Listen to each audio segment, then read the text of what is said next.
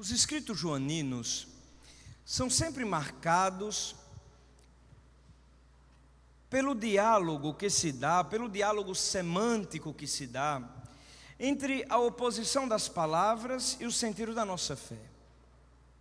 Por exemplo, muito comumente São João vai falar sobre luz e trevas, mostrando-nos que a luz é Cristo, que se nós nos permitirmos iluminar pelo Senhor, nos tornamos luz do mundo.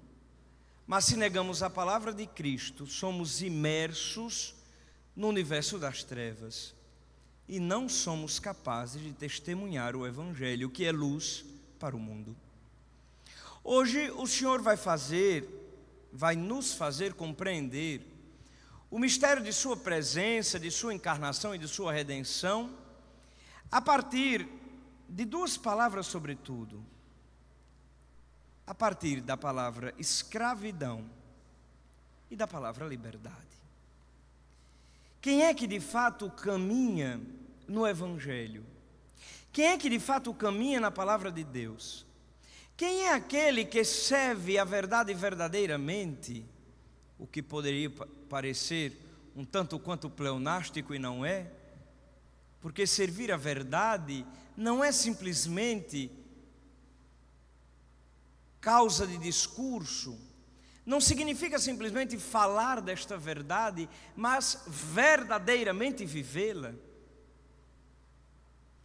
E se servimos a verdade, que é o próprio Senhor, quem somos nós diante deste mundo, em trevas e imerso no mal?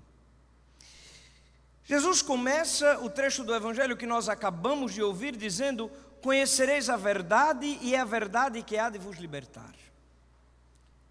Aqui é preciso, em primeiro lugar, nós compreendermos que nós não estamos falando de uma verdade casuística, eventual. Nós não estamos falando simplesmente de uma discussão de comadre, onde se fala de alguma coisa ali, você disse isso, Cicrana disse aquilo, e qual é a verdade? Não.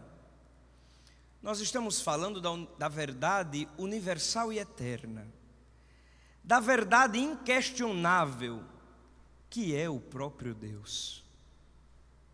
Na filosofia, nós aprendemos sobre as verdades universais, aprendemos sobre aquilo que é inamovível para a mente humana, como, por exemplo, a unidade, a beleza, a verdade, e que provém sempre de Deus.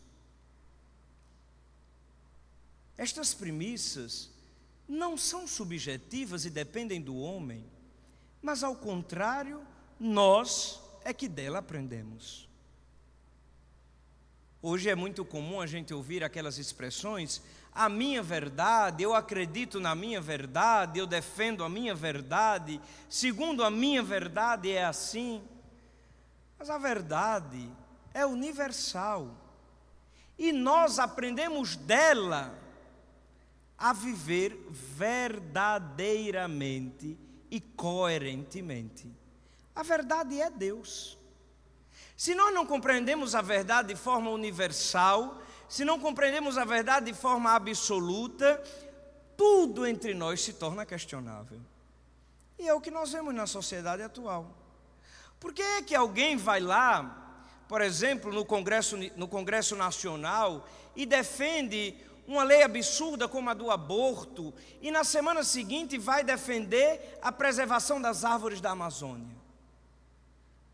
Porque ela acredita que a verdade é uma propriedade dela e que ela pode simplesmente dizer que a vida de uma pessoa vale menos do que a de um molho de planta que esteja ali na porta.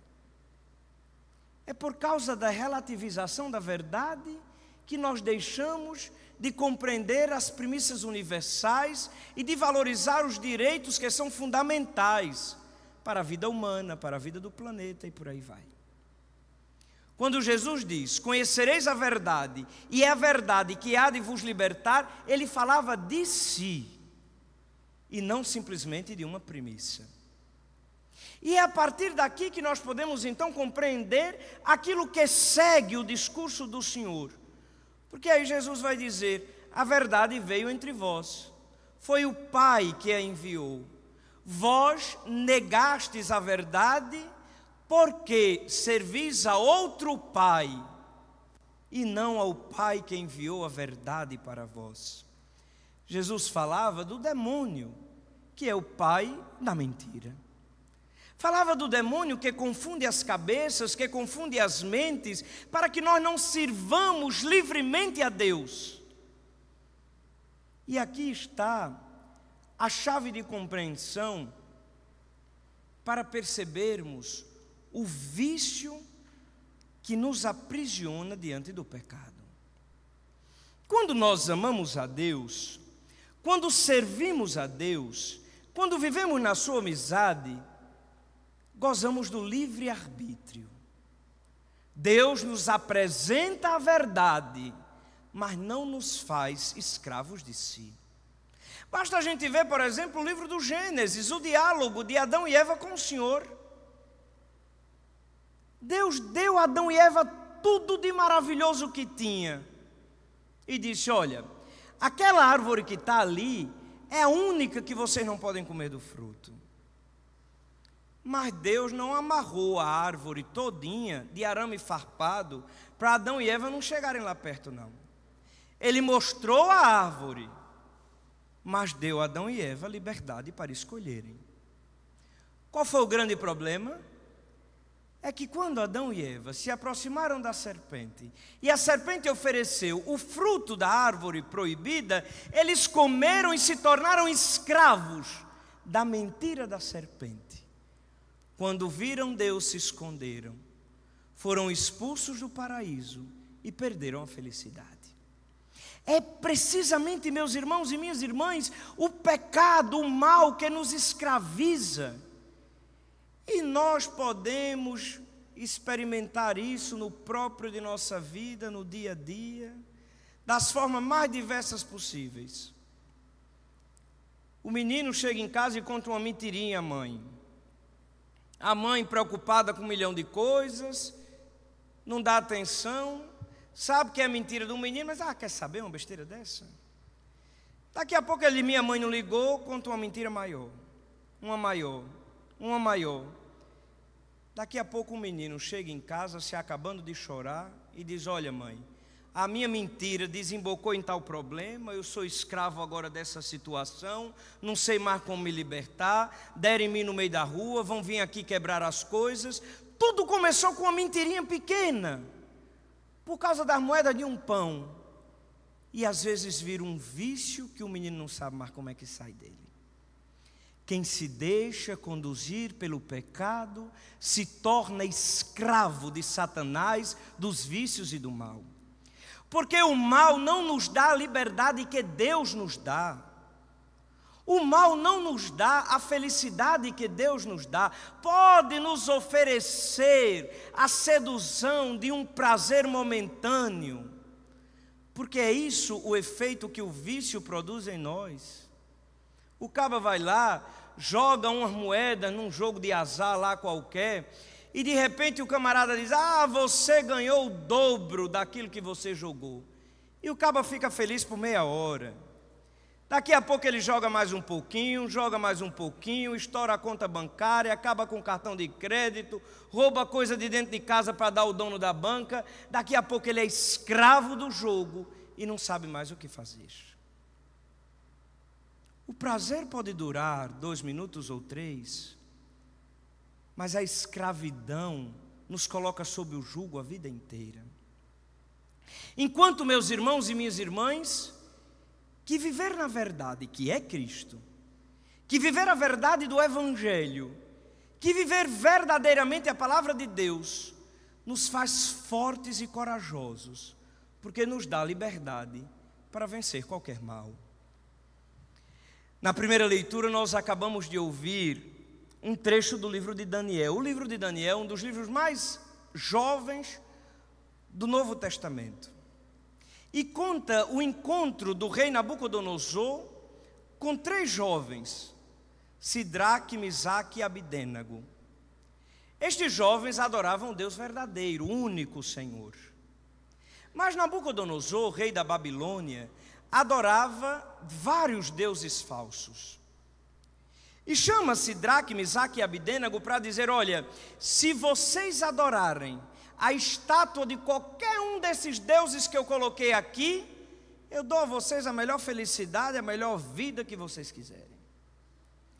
Aqueles 3 jovens, talvez adolescentes, dizem a Nabucodonosor: não, nós adoramos um único Deus, é a este Deus que nós servimos, e não trairemos o nosso Deus pelas suas ofertas. Nabucodonosor se vê tomado de ira, manda preparar uma fornalha, enche a fornalha de brasa e manda jogar os 3 jovens na fornalha para serem queimados. Mas aqueles 3 jovens adoravam Deus da verdade. E por isso Sidraque, Misaque e Abidênego entram naquela fornalha e começam a cantar louvores a Deus, começam a adorar o Senhor e dançam na fornalha de fogo enquanto adoram a Deus, e caminham para um lado, para o outro, adorando o Senhor, e não veem seus pés queimados. A brasa não toma conta daqueles jovens. Ao passo que Nabucodonosor manda tirar aqueles 3 meninos do forno e diz: porque servistes verdadeiramente ao vosso Deus, eu não mais obrigarei ninguém a servir aos meus deuses. Aqueles jovens servem a verdade, amam a verdade, adoram a Deus diante do sacrifício e não se curvam para mentir, ainda que diante da provação e da cruz. No mês de agosto de 1917, dia 13 de agosto de 1917, aqueles 3 pequeninos pastores que viram a Virgem Maria foram levados pelo delegado, pelo prefeito de Leiria, para a prisão pública. E lá o prefeito de Leiria disse: se vocês não negarem que viram esta tal desta senhora, eu vou esquentar um caldeirão de azeite e botar vocês dentro para derreterem lá. Aqueles 3 menininhos, Francisco, Jacinta e Lúcia, olham com força para aquele homem e dizem: pode queimar, mas nós vimos a senhora bela e não negaremos o que vimos. Nossa Senhora aparece depois no dia 17, lá em Aljustrel, e confirma a fé daqueles meninos. Eles ainda são muitas vezes provados, até que no dia 13 de outubro de 1917, me desculpem, o sol dança sobre a cova da Iria. Depois de uma grande chuva, a roupa de todos ficam secas. E a Virgem tão bela, a Senhora da Azinheira, prova que nenhum daqueles que servem a verdade será por Deus esquecido ou abandonado. Meus irmãos e minhas irmãs, nos preparando para celebrar estes dias de Páscoa, nós cantaremos na antífona do domingo pascal: celebremos na verdade e na pureza a vitória de Deus. Quem não tem o coração puro, quem não vive na verdade, que é o próprio Deus, não é digno dele e das suas promessas. Se torna escravo do mal, serve ao pecado e não tem mais liberdade para ser feliz. Purifiquemo-nos nestes dias, deixemo-nos banhar nas águas da salvação. Ele nos oferece novamente a graça de chegarmos às festas pascais com a alva veste da verdade, para sermos dignos do céu.